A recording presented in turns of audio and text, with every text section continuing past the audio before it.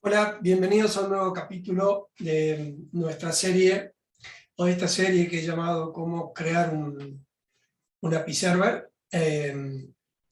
Y en el día de hoy vamos a ver específicamente el desarrollo del método POST. Habíamos visto el método GET en el último video y hoy vamos a ver el método POST fundamentalmente para grabar datos en la base de datos.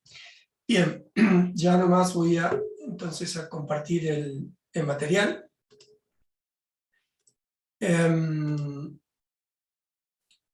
Y antes de comenzar con el desarrollo del capítulo, quisiera hacer algunas, voy a dar un poco de zoom.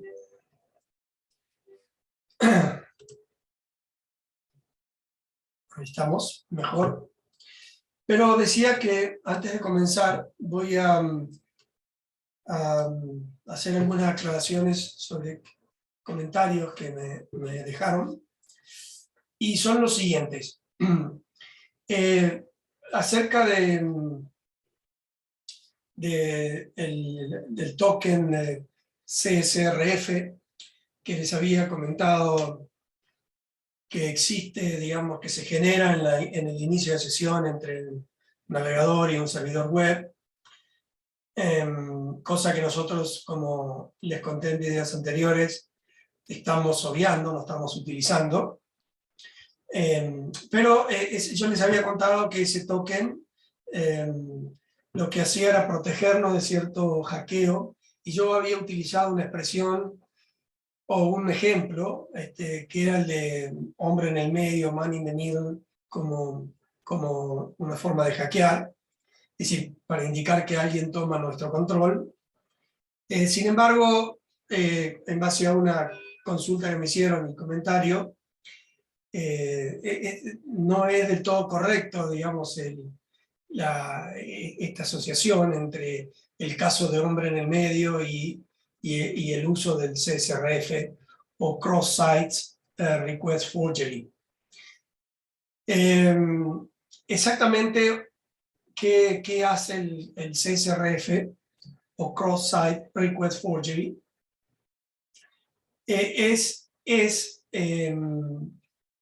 Supongo, lo voy a explicar con un ejemplo. Supongamos que un usuario A se conecta a un sitio, o que un usuario se conecta a un sitio llamado A, y que al mismo tiempo ese usuario,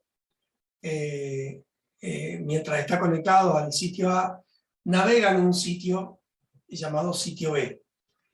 Sería posible, en ciertas condiciones, por lo general todos los sitios están construidos utilizando un lenguaje para el frontend, o sea, para las interfaces gráficas llamado JavaScript.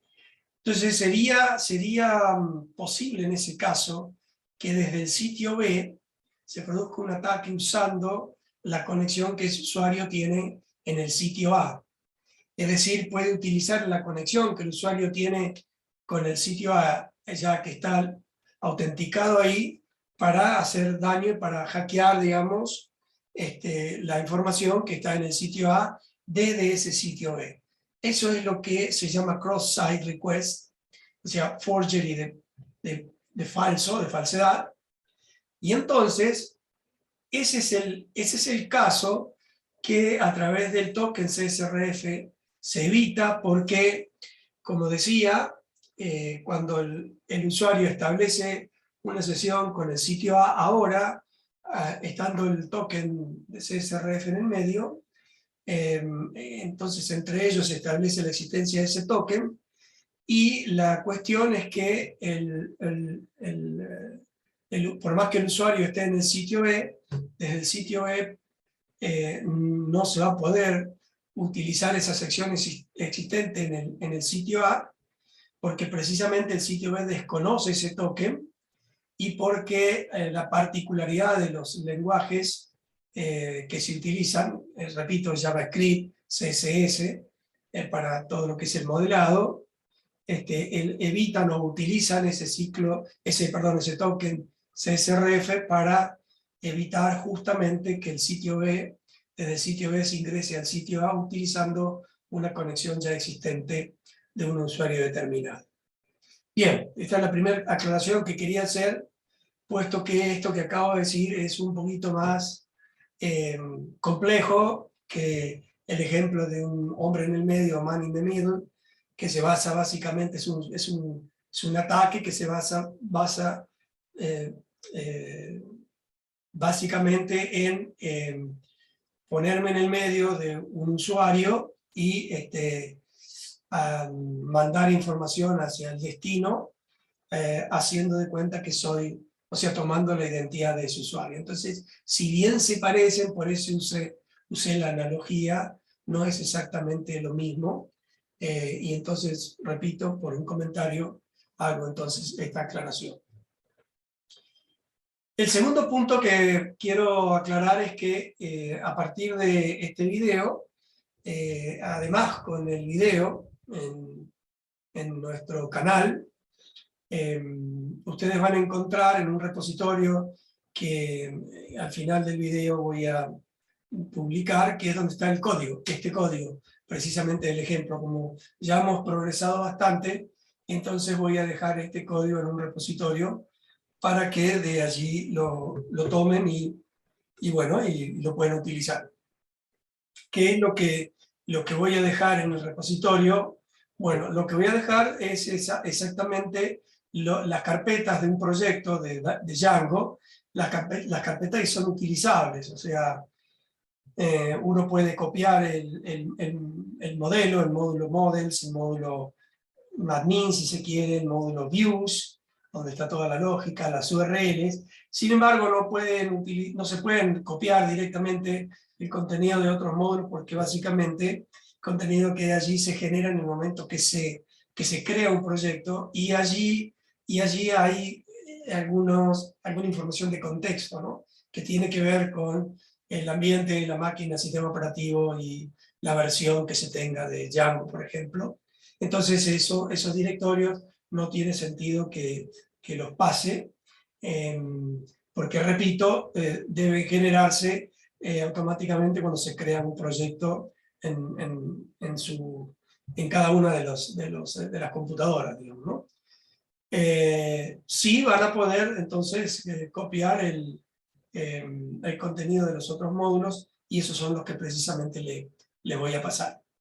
Entonces, a partir de hoy va a estar también toda la documentación del proyecto. Otra aclaración que quiero hacer es que ya yo estoy ahora, a partir de la publicación del proyecto, ya estoy haciendo lo que se llama refactoring. Esto es haciendo algunas optimizaciones del código, puesto que cuando hago los videos y escribo el código, como escribo en el mismo momento que pienso, por ahí no escribo de manera ideal, no escribo lo que se llama un clean code. De hecho, revisando, por ejemplo, en el módulo en el método de la autorización, cuando hice el video, en el video anterior, cuando hacía la verificación, si el usuario que me mandaba Postman es el password, o mejor dicho, las credenciales que me mandaba Postman, usuario y password, eran los mismos que estaban ingresados en la base de datos. En realidad yo estaba aquí comparando usuario y password, y en realidad simplemente hay que comparar el password, porque cuando uno hace la búsqueda en la base de datos de usuarios, por ese usuario en particular, si encuentra ese usuario, allí hay un matching. Es lo mismo que consultar si el usuario con un if, si el usuario que viene es el mismo que está en la base de datos, ¿sí? Entonces, quito la comparación del usuario, porque, repito, el hecho de hacer un matching en la base de datos es equivalente a decir a comparar el usuario que viene con el usuario que está en la base de datos. Entonces, simplemente lo que hago es preguntar si encontré el registro que estoy buscando en la sentencia anterior, y eso lo hago comparando la longitud de la variable registro, que es una lista, y si hay un elemento, quiere decir que hubo un match, y si hubo un match, quiere decir que el usuario que me mandan es el mismo que el que está en la base de datos. De manera que lo que sigue es preguntar si el password es igual, porque el usuario, repito, al haber un matching, me estoy asegurando que es exactamente igual. Bueno, esta optimización es lo que se llama refactoring, y estas son las cosas que estoy haciendo ahora, en la medida que voy escribiendo código, ya que el proyecto está creciendo. ¿Sí? Y otra aclaración que quería hacer es también por una consulta, es porque cuando hacemos la consulta por Postman, aquí voy a mostrarles el agente Postman. Por ejemplo, vamos a hacer una consulta al API para que me devuelva los dispositivos que están allí grabados en la base de datos de dispositivos. ¿Y por qué la respuesta entonces venía de esta manera y no venía directamente en el formato JSON, que es este, ¿no? Que es por lo general la forma en que uno encuentra la respuesta cuando se consulta a las APIs, directamente en un formato JSON. Bueno, la respuesta a esto es porque estamos usando para devolver, para responder, y lo voy a hacer en el mismo endpoint, es decir, el endpoint de devices. Pero decía la respuesta es porque estamos usando una clase para responder que es HTTP Response. Si quisiéramos tener la respuesta directamente en JSON, entonces acá deberíamos usar otra clase, que es la clase JSON Response. Exactamente esto. Aquí hay que modificar un poquito el código, pero lo voy a hacer, repito, sobre este endpoint para que se vea. JSON Response. Y JSON Response tiene la particularidad que lo que va a devolver es directamente el diccionario, es decir, la salida de la consulta de la base de datos o el query set luego convertido en este caso en una lista. Por lo tanto, no hace falta serializar. Si esto que estamos viendo acá, lo voy a comentar, porque esto es la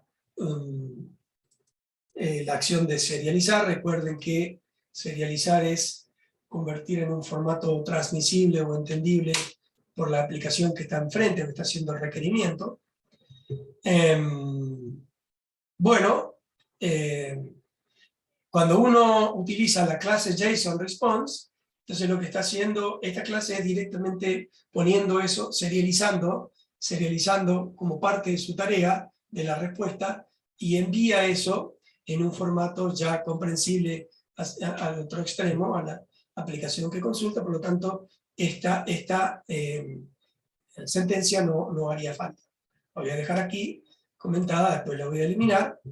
Y lo mismo pasa aquí, ¿no? En el JSON Response, perdón, en otro de las return que tenemos de este método, es eliminar esta parte, porque en la serialización nada de esto va a ser necesario. Simplemente vamos a devolver el objeto que está creado acá. Quedó una J. Esa es la particularidad, digamos, que tiene la clase JSON Response. Cuando utilizamos JSON Response, es ideal entonces, o es mejor que el contenido que va dentro de esa acción, es mejor ya ponerla, digamos, de alguna manera, volver uniforme las respuestas, y decir que las respuestas todas tengan un formato JSON, no algunas un string simplemente y otras un JSON, sino que aún los mensajes más simples volverlos ponerlos en un formato JSON, es lo que hice acá. Fíjense que un string simple en una respuesta sería no hay registro, sin embargo, para ponerlo en JSON, es decir, en formato clave-valor, le agrego una clave que sea el resultado de la operación, y este es el valor, que es un string, esto sí es un string. Pero ahora lo que va a ir es siempre algo en formato JSON, digamos, ¿no? Bien, este cambio que acabo de hacer de la clase HTTP Response por la clase JSON Response, lo que va a hacer es lo siguiente. En el otro extremo, cuando hagamos la misma consulta, antes recuerden que recibíamos algo en formato HTML, porque usaba HTTP Response. Ahora, si hago la misma consulta, aquí hay un error. Veamos a dónde está el error. Veamos.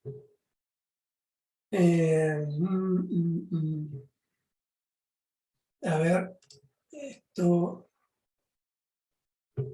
está en la clase importada.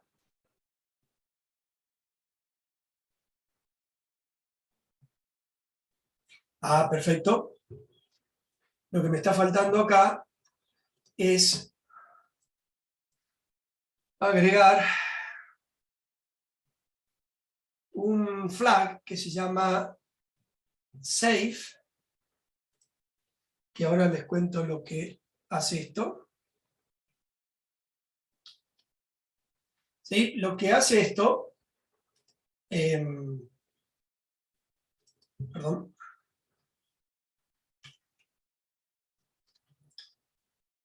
ahí va. Lo que hace este flag es, le dice a la clase JSON Response que, digamos, considere que lo que está enviándose está en un formato óptimo para que él lo serialice. Recuerden que había dicho que parte de la tarea que hace JSON Response es serializar.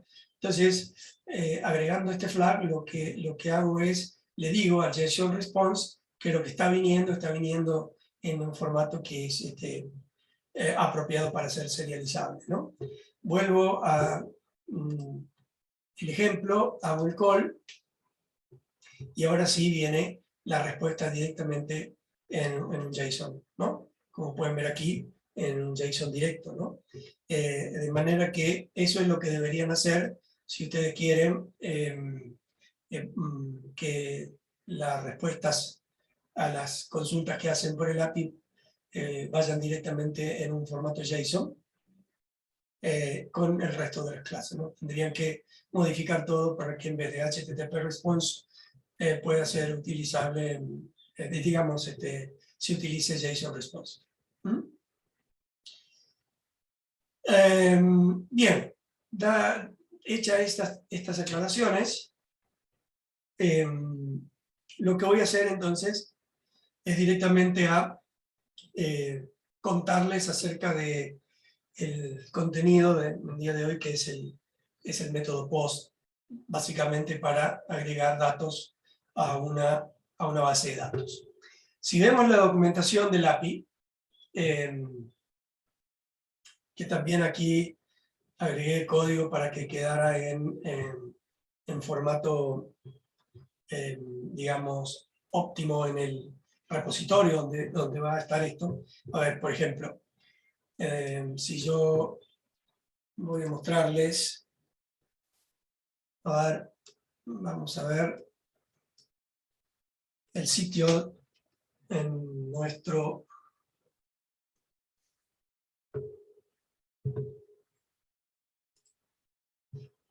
vamos a ver aquí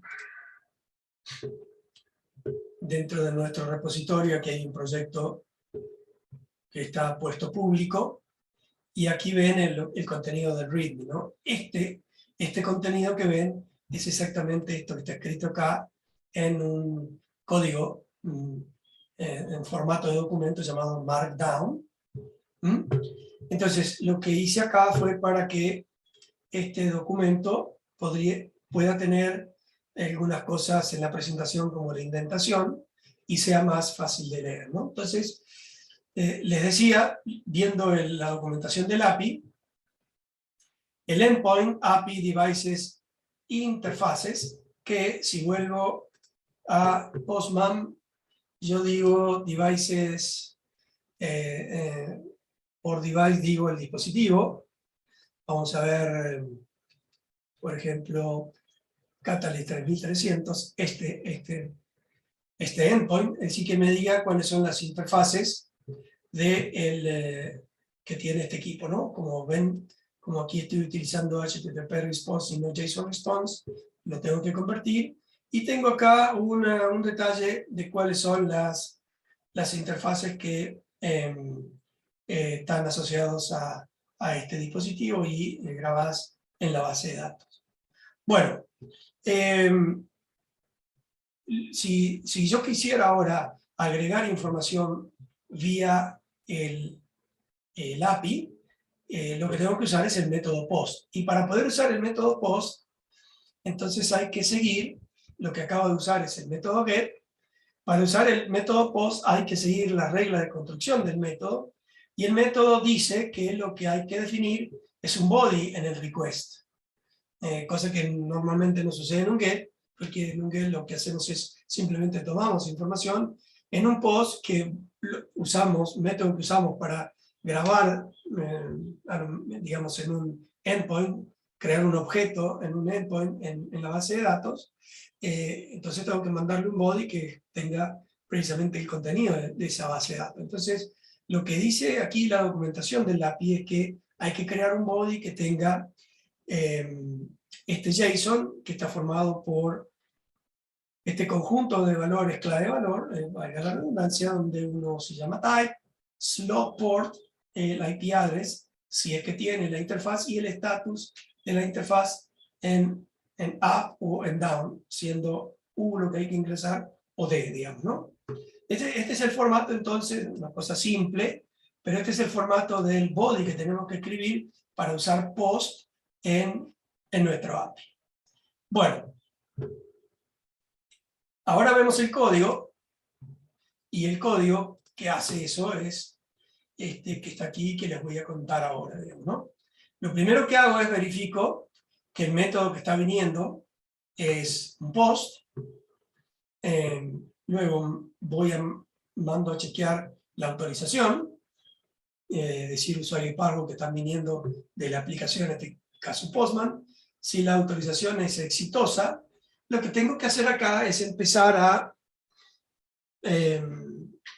digamos, manipular un poco esto, o escribir un poco de código, para chequear un poco de consistencia acerca de lo que tengo que hacer, ¿no? Por ejemplo, tengo que chequear mínimamente que el formato del body que está viniendo sea el apropiado, que no venga cualquier par o conjunto clave de valor, si no, no va a funcionar en el momento de grabar en la base de datos. Entonces, primero armo una lista con las claves que van a venir, y estas claves son exactamente los mismos nombres que la base de datos tiene en el modelo, ¿no? Estamos aquí, y el modelo de interfaces tiene los siguientes campos. Entonces, la tabla que se genera, device, type, slot, port, ¿sí? IP address y status. Esto es exactamente lo que estoy mandando en el body. Sin embargo, hay un campo que no estoy utilizando aquí para comparar, que es el de device, y ahora vamos a ver por qué. Sí, digamos, no lo voy a comparar porque no lo necesito, y eso es lo que vamos a analizar por qué. Bien, a partir de una lista, entonces, lo que voy a tener es cuáles son los keys que tienen que venir del body en el post, ¿sí? Luego lo que hago es manipular el body, ese body lo obtengo con el request.body, lo codifico a un formato UTF, me aseguro, digamos, a partir de la codificación a un UTF-8, eso me garantiza entonces las letras y los caracteres, no tener problema con eso. Y luego lo que hago es lo convierto como, ven aquí pueden ver un ejemplo de la deserialización. No utilizo el JSON dump, sino el JSON loads. ¿Por qué? Porque lo que estoy haciendo es recibiendo, digamos, en este caso Postman, el body en un formato, y lo que en el formato serializado, es decir, formato apto para ser transferido, y lo que tengo que hacer ahora es convertirlo a un formato que sea interpretado por el código que estoy escribiendo. Eso va a ser un diccionario, y para poder hacer eso deserializo, y eso es lo que se hace con la opción JSON, con el método loads de la clase JSON, ¿no? Eso es lo que guardo en body. En body tengo entonces ahora un diccionario. Luego al diccionario le obtengo las claves, ¿sí? Y en teoría, aquí en keys, tendría que tener algo para comparar con los expected keys. Es exactamente lo que hago aquí. Si las keys que vienen son las mismas que las que yo estoy esperando, ¿sí? Si esto fuera cierto, por lo menos, o al menos me aseguro que esto, voy a volver a este ejemplo, ¿sí? Que esto que está viniendo acá, o que mandé como body, vamos a ver ahora cómo, tiene exactamente estos valores en los keys, ¿no? No type o type con ni latina, etcétera, etcétera. Bien, lo siguiente que voy a hacer es ver los valores, porque aquí están las keys, las claves, los valores, y en los valores puedo mandar valores que no correspondan, ¿no? Por ejemplo, en la documentación del API yo estoy diciendo que el body tiene que tener en type los valores, las palabras giga o fast, que van a representar a gigabit, ethernet o fast ethernet. Aquí ven que tiene que ser un string. Luego slot report 0 o 1, eso tiene que ser numérico. Luego el IP address en un string y el status en un string. ¿Sí? Mínimamente voy a hacer un chequeo de que los values o los valores por lo menos sigan el tipo, donde ese string venga string, donde el número venga número, ¿sí? Eso lo voy a hacer a través de una función a donde, digamos, le paso como parámetro el body, que es un diccionario, y esto es lo que está acá abajo, ¿sí? Donde, repito, no hago acá un análisis de contenido, podría hacerse, sin ningún problema, siguiendo la lógica, así como comparo tipos, puedo comparar valores, pero acá lo que estoy utilizando es de Python el método isInstance para decir que lo que viene, digamos, de el diccionario, en este caso el valor, ¿sí? Si yo digo parámetro guión bajo body, simplemente para diferenciarlo de body, recuerden que había dicho que en algunos casos yo uso la metodología de en las funciones agregar guión bajo a las variables para que se sepa que más adelante en el desarrollo la diferencia entre body y body, ¿no? Si llegara a tener exactamente el mismo nombre, entonces o la manera de diferenciarlos es a través de guión bajo en el parámetro, ¿no? De esa manera, entonces, acá lo que estoy haciendo es comparando el diccionario, que ahora se llama guión bajo body, la clave type, y le estoy preguntando si eso es un string. Ok, lo mismo estoy haciendo con los demás campos, en este caso, si es un entero, en los campos que corresponden que sean enteros, y respondo en consecuencia, ¿no? Bueno, acá podrían ustedes agregar también chequeo para lo que es no solo el tipo, sino el contenido en los campos. Correcto. Si la respuesta es true o positivo, entonces ahora viene la operación o la parte de la gestión en la base de datos. De esto que estamos haciendo, que es grabar o crear un nuevo objeto en la base de datos con los datos que están viniendo en el body. Bueno, utilizo un try, except, porque lo que necesito es capturar algunos errores que pueden suceder en la operación de con la base de datos, y estos pueden ser los siguientes. Bueno, para poder buscar en la base de datos, para poder mandar a la base de datos los datos a grabar, entonces yo tengo que utilizar lo que viene del body, lo que acabo de decir y que previamente acabo de chequear. Uno de los campos que hay en modelo de la tabla de interfaces es justamente device, que yo les había dicho que no lo pasaba en el body y ahora vamos a ver por qué.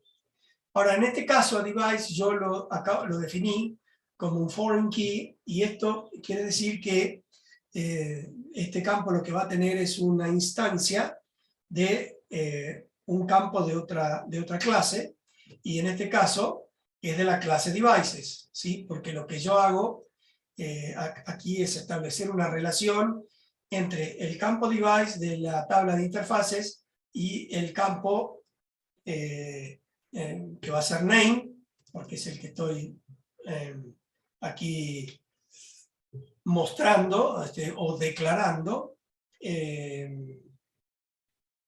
name de la clase devices, ¿no? Entonces, exactamente lo que estoy diciendo aquí es que este campo lo que va a tener es una instancia de la clase devices. Aquí, esto lo había explicado en su momento, pero le estoy pasando el parámetro de qué hacer cuando se borra un registro en la tabla donde está esta instancia. Por ejemplo, si se borra un dispositivo de la clase devices, se van a borrar todas las entradas en la tabla de interfaces que corresponden a ese device. Esto es lo que quiere decir eso. Cualquier duda, yo les pido que vayan al video donde vimos el modelo, para no perder tiempo ahora, ¿no? Bueno, entonces, debido a que declaré el campo device de esta manera, como un campo que va a tener una instancia de otra, o sea, un valor de otra tabla, ¿sí? Fíjense que diferente es en los demás campos, porque en los demás campos directamente tengo una clase, un modelo definido de campo, ¿no? Es decir, char field, quiere decir que es carácter o entero, ¿sí? Aquí lo repito, voy a hacer hincapié en esto, lo que estoy diciendo es que en ese campo voy a tener una instancia de otra tabla, o en un campo de una instancia de otra tabla, que es específicamente el campo name, que es el nombre de device. ¿Sí? Esto me va a permitir entonces que el nombre device de la tabla de interfaces salga o esté en relación con el campo device, con el campo name de la tabla device. Para que esa relación exista, una relación de uno to many acá, porque para un device puede haber varias interfaces, pero esta relación hay que hacerla para que en la tabla de interfaces no se pueda poner ningún device que no exista en la tabla device, digamos, ¿no? Bueno, debido a eso, tomé un poquito de tiempo para revisar esto, es que entonces, cuando le voy a decir al método post que mande a grabar el campo device de la tabla de interfase, lo que va a hacer aquí es obtener una instancia de la tabla devices o de la clase device. ¿Sí? Repito, el campo device de la tabla interfaz va a ser una instancia del campo, de un campo de la tabla device, y ese va a ser el campo name. ¿Sí? Esto es tema de objetos, tema de Python. Repito, no me voy a detener en eso ahora, pero eso es lo que estoy haciendo aquí, ¿no? La forma es referirse a la tabla, método objects, método gets, digamos, de esa tabla, y busco dentro de esa tabla el registro cuyo campo name sea igual, ahora sí, al campo device que está viniendo en el request, ¿sí? Porque la URL de este endpoint, y vuelvo a la documentación, la URL de este endpoint tiene uno de los parámetros del pattern, del patrón, hay un parámetro variable, y es exactamente el dispositivo al cual yo quiero agregarle interfase, ¿no? Entonces, este parámetro que viene aquí es exactamente el que uso en esta instrucción para buscar, entonces, en la tabla devices, aquel dispositivo cuyo name coincida con ese device que está viniendo. Y eso genera una instancia y eso lo guardo en la variable device. Es decir, esto es lo que voy a mandar entonces a grabar en la tabla de interfaces campo device. Los demás campos de la tabla sí van a ser sacados directamente del body que está viniendo en el post. Cuando completo esta parte del código, entonces llega el momento de guardar o grabar en la base de datos. Esto se hace usando un método, de nuevo, clase, es decir, que representa la tabla, object siempre, y un método que en este caso de Django es el método getOrCreates. Recuerden lo que les había mencionado, lo interesante de Python, de Django, bueno, escrito en Python, que luego estas instrucciones las convierte en instrucciones SQL, select, update, insert, delete, en este caso estoy haciendo un insert. Y este método, nuevamente getOrCreates, hace lo siguiente, y esto es lo interesante. Devuelve dos valores, ¿sí? Uno es el objeto que se acaba de crear en la base de datos, si es que el objeto se crea, y otro es una variable booleana donde está el resultado de esa creación. False o true, yes o no. Si se creó porque el registro no estaba, entonces acá en object va a estar el objeto y create va a tener yes. Si no se creó, create va a estar en no. ¿Por qué puede no crearse? Bueno, porque hay algún problema en las políticas de creación de registro en esa base de datos con los datos que justamente están viniendo en el body del post. ¿Y por qué puede haber problemas? Bueno, primero, porque el registro puede ya estar existente. Si el registro está existente, recuerden que post lo que hace es crear objetos, bueno, no va a crear ese objeto que corresponde a esa línea en la tabla porque pues ya está creado, simplemente, ¿sí? Es lo que comienzo a analizar aquí abajo. Y eso lo hace la función getOrCreate de manera transparente. Si puede crear, crea. Si no crea, entonces dice por qué no lo puede crear. Bueno, si no hubo ningún problema, simplemente que no ha sido creado, porque el registro ya existe, entonces es lo que me avisa acá abajo como mensaje, ¿no? Registro existente. Si por el contrario se creó sin ningún problema, pues en el caso de que create sea yes, se va a crear y me va a mandar el mensaje de registro creado y el ID del registro creado. Ahora, si hubiese algún inconveniente en la política de creación del registro con los datos que están viniendo, aquí aparecen los excepts que están en el try. Por ejemplo, uno de los problemas es el de integridad. ¿Por qué hay un tema de integridad? Bueno, porque por ejemplo, puede suceder, yo lo voy a mostrar ahora con ejemplos de grabación, que el registro exista en cuanto a los datos que tienen que ser únicos, y yo, en ese sentido, en esta tabla, en la tabla de interfaces, lo que hice, generé en la clase meta una restricción, o constraints, de unicidad que dice que device, type, slot y port tienen que ser únicos, y es obvio, no puedo dar seguridad o dar consistencia a esa información si no chequeo eso, ¿no? Dentro de un equipo, el tipo de interfaz, giga o fast, tienen que, el slot y el port tienen que ser únicos, si no, digamos, me estaría teniendo información inconsistente, ¿no? Bueno, esa característica de unicidad, o esa restricción, es la que está siendo chequeada, volviendo al código, por esta error, digamos, que es un objeto, integrity errors. Si les muestro los módulos, formo parte del módulo de SQL. Entonces lo que va a hacer esta clase es chequear que lo que esté viniendo aquí en cuanto a device, type, slot y port sea único, ¿sí? ¿Por qué? Pues yo, por ejemplo, puedo mandar el mismo device, el mismo type, de interfaz, el mismo slot, el mismo port, y una dirección X, y luego mando otra grabación, donde cambio la dirección IP o el status, pero el device, el type, el slot y el port son el mismo. Ahí tengo un problema. Cambié los parámetros, algunos valores, perdón, pero los que tienen que ser únicos no cambiaron, son los mismos, y ahí tengo un problema de integridad. Entonces, esto es lo que va a chequear esta excepción que hay aquí, digamos, ¿no?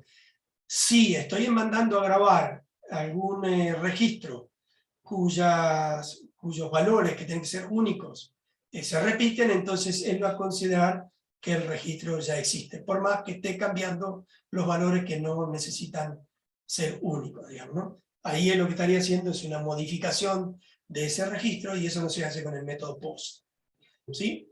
Y la otra excepción que estoy chequeando, aquí en el método POST que acabo de escribir, es una excepción que está más relacionada con la creación de esta instancia, es decir, con la definición del campo device_v, que es el que voy a ir a grabar a la tabla. Aquí lo que tengo, repito, es crear una instancia, y lo que puede pasar acá es que esté buscando información en la tabla de dispositivos de un dispositivo que no exista. Entonces esto va a fallar, y esto es lo que va a salir a ser manejado por esta excepción, y entonces lo que voy a tener es un error de no existe el registro en la tabla de devices, que chequeé la URL y ahora vamos a ver por qué. Bueno, todos los demás, aquí instancias de los if, lo que indican es qué sucede con los chequeos de los key, de los body, es decir, de los tipos en los valores que vienen en el body, ¿sí? Y en cuyo caso me darán una opción, digamos, de mensaje u otra función de ese resultado, ¿sí? Eso es entonces lo que hice, o lo que escribí relacionado con el método POST. Esto es lo que vamos a usar para grabar información en nuestra base de datos. Bien, vamos a entonces a probarlo. Primero voy a mostrar aquí el contenido de la base de datos. Esto se hacía, recuerden, a través del panel de administración, puesto que en este momento no tenemos otra interfaz para manejar la base de datos. En la tabla de devices tengo dos dispositivos creados, Catalyst 3700 y 2900, y en la tabla de interfaces actualmente tengo estos records, es decir, estas interfaces definidas para el 3700, slot 11, slot 10, slot 01, slot 00, ¿sí?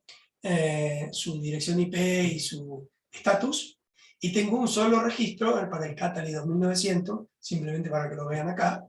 El tipo es un fast Ethernet, tiene que ser fast Ethernet, slot 00, no tiene dirección IP, esta es una interfaz layer 2, y su estado es A.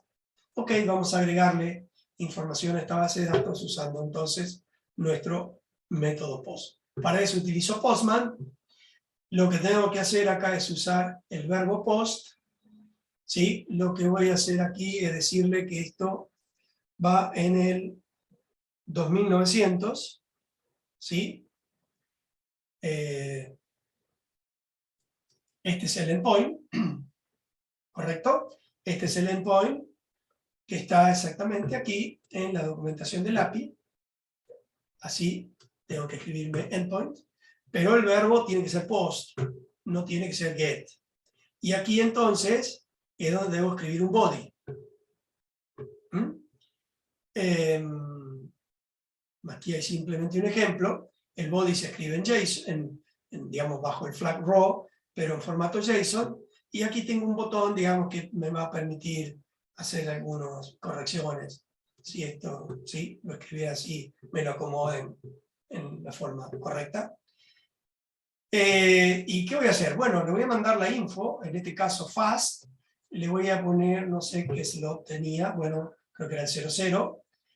De esta manera me va a dar el error, sí, 00.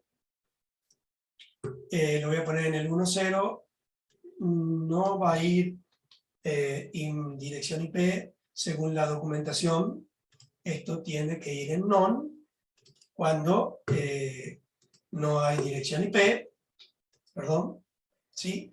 Y el status va a ser un app de esa interfaz, ¿sí? Recuerden siempre, el endpoint apropiado, ¿sí? Bueno, lo vamos a mandar a grabar, lo acaba de guardar, lo acaba de crear, perdón, o guardar en la base de datos, y me dice que se generó el registro número 20, un récord interno que siempre lleva las tablas de la base de datos. El registro ese va a tener un ID que es el 22. Vamos a mirar esto, ¿sí? Y vamos a ver, y aquí aparece de nuevo, o sea, no de nuevo, sino aparece la vista, donde ahora sí tengo el nuevo récord, el nuevo objeto creado, en función de lo que acabo de hacer, ¿no? Ese ID es un registro interno, es un campo interno, por eso no aparece aquí en el panel de administración. Bueno, pero ¿por qué hice todo ese código de chequeo? ¿No? Supongamos que acá yo estoy escribiendo un error y estoy mandando entonces a un equipo o a un device que es el Catalyst 1900. Estoy siguiendo el formato de la URL, sin embargo este valor es incorrecto porque esto no está en la tabla de devices. Eso es lo que manejaba con una de las excepciones, ¿sí? Que les mostré recién. Cuando mando esto a guardar, me está dando un error y me dice que no existe device Catalyst 3900, me dice que tengo que chequear la URL. Bueno, vamos a decirle ahora que, ok, descubrí el error, pongo aquí de manera correcta. Sí, y ahora voy a cambiar esto a una interfaz que la quiero poner en down, sin embargo no cambio esto. Si estoy dejando igual los datos que tienen que ser únicos. ¿Mm? Bueno, esto no va, o sea, va a salir por un error.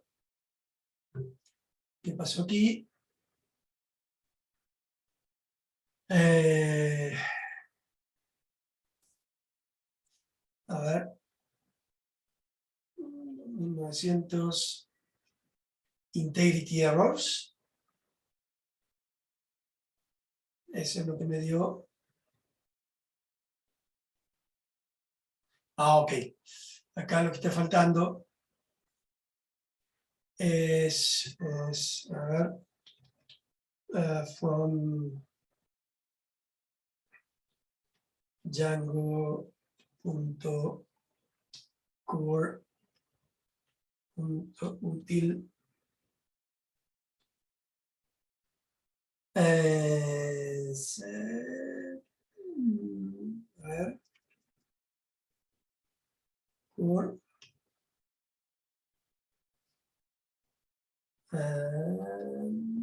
mira, voy a hacer lo siguiente.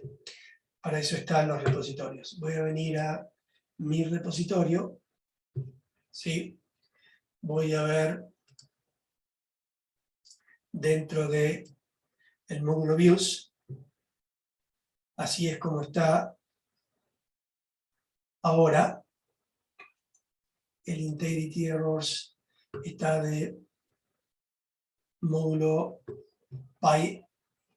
PySQL. Sin embargo, acá dentro de la historia de los commits que han habido, me voy a fijar uno, a ver, el 10 de abril, voy a mirar el código que hay en este commit, voy a mirar el módulo views,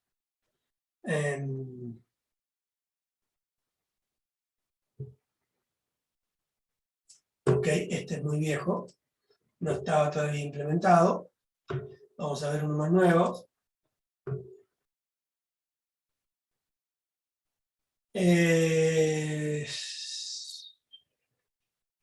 Vamos a mirar este, por ejemplo, commit del 10 de abril. Vamos a ver el módulo views.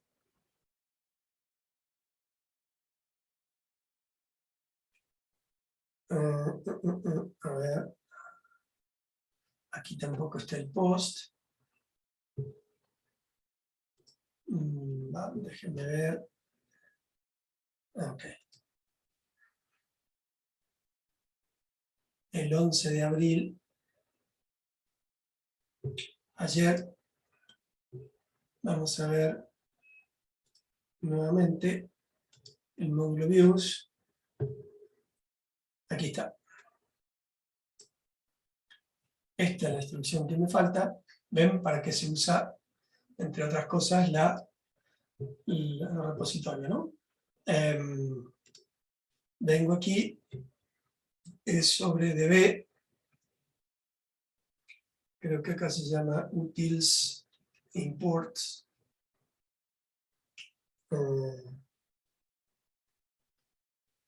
Y aquí está el integrity. Ahí va. Bien, vamos a ver nuevamente en Postman, hacer la misma operación, ¿sí? Mantengo los datos, misma operación, y ahora sí funcionó. Se dio cuenta que los datos que deberían ser únicos no son, puesto que aquí estoy mandando un nuevo body, porque aquí ha cambiado el valor del status de la interfaz, pero los que tienen que ser únicos o que deberían ser diferentes, bueno, no se cumple esa condición, y entonces me está diciendo que el registro está existente. Por lo tanto, lo que tengo que hacer acá es decirle, por ejemplo, a ver qué interfaz acabo de grabar. La 00 y la 10, la 01, por ejemplo. Vamos a grabar la 01 y le vamos a decir a la 01, perdón, la 01 es así, la voy a poner en estado down, mando a grabar, se grabó como corresponde, y ahora me va a quedar la 11, ¿sí? También le voy a poner que no tiene dirección IP, pero el estado va a ser app, y entonces se acaba de grabar con un ID en su registro número 24, y acá están grabadas entonces todas las interfaces, las 4 interfaces, facitanet, 00, digamos 01, 10 y 11, sin ninguna dirección IP. Los campos en dirección IP pueden ser null, pueden ser non, para unificar, acá en esta prueba puse null, para unificar lo dejé con non, simplemente es un criterio, pero en el campo la base de datos acepta valores, valores null o valores string non, ¿sí? Y su correspondiente estado. ¿Está? Bueno, a tener en cuenta. Recuerden que en el método que mostré en el post, estoy haciendo chequeo de tipo en el body, pero no de valores. Es decir, lo que estoy chequeando es aquí que sea string, número, integer y string, ¿sí? Sin embargo, no estoy chequeando los valores. Si yo acá pusiera 3, esto va a funcionar, porque no estoy evitando, ¿sí? La grabación se va a hacer con algún valor, digamos, en algunos casos correcto, en otros casos lo va a reemplazar por un null, digamos, si no está bien manejado, pero sepan que no estoy controlando eso, ¿no? Es decir, eso es algo que ustedes pueden agregar cuando construyan ustedes mismos el método non, es decir, el método post. ¿Qué quieren agregar respecto del chequeo? De hecho, de forma correcta, algo habría que hacer para chequear que los datos, el contenido que está yendo, no solo el tipo, sean los correctos, ¿no? Bueno, si ahora veo en el Postman, voy a utilizar Postman para ver otro endpoint. Por ejemplo, acá voy a ver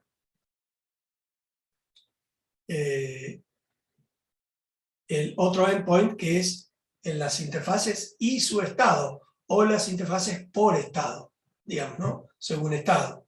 Como ven, tengo que construir es un get, no tiene post, y tengo que apuntarle a este endpoint, donde tengo dos parámetros variables, el dispositivo y el estatus de las interfaces, para recuperar, repito, las interfaces según su estatus, ¿no? Bueno, lo que debería hacer acá es simplemente app.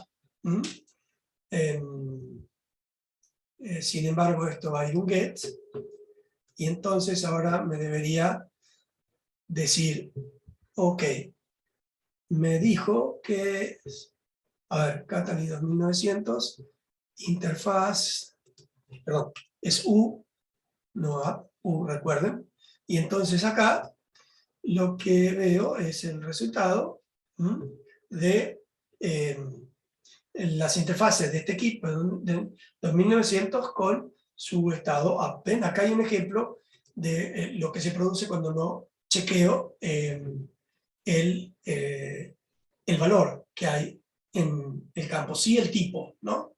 Pero no el valor. Lo que me pasó es que no encontró ningún registro porque no había nada cuyo estatus sea U app, digamos el estatus es U, el que representa A, el estatus app. Y si quiero ver las interfaces que están en down, entonces nuevamente le digo JSON, y hay una sola interfaz que está en down exactamente como lo indica acá el panel de administración. Solamente esa es la interfaz que está en estado down. ¿Sí? Bueno, esto es entonces lo que corresponde o lo relacionado al método POST. Lo importante acá es haber visto estas funciones de gestión de la base de datos, cómo hay que tratarlas para agregar un registro que a su vez tiene algunas restricciones en cuanto a sus campos. Por ejemplo, la primary key es una instancia de el campo de otra tabla, entonces qué cosas hay que tener en cuenta respecto de la integridad, eso es lo que va a pasar, qué sucede cuando un registro no existe, y cuál es el método que utilicé acá para de una sola vez o con un solo método grabar o no en función de si ese registro existe o no existe, digamos, ¿no? Entonces esto es un poquito lo interesante acá de este video en cuanto a cómo escribir un método POST para grabar objetos en una base de datos. Bueno, en los próximos videos vamos a ver los métodos que nos quedan, que son el método, como dice la documentación del API, el método de una REST API, el método, bueno, eso no está agregado aún, pero el método patch y el método delete, que se utilizan para modificar, ahí sí, registros existentes o para borrar registros existentes también, ¿no? Así que esos son los métodos que nos quedan para completar el API y es lo que haré en los próximos videos. Así que los veo en el próximo video y espero que esto haya sido de utilidad. Gracias.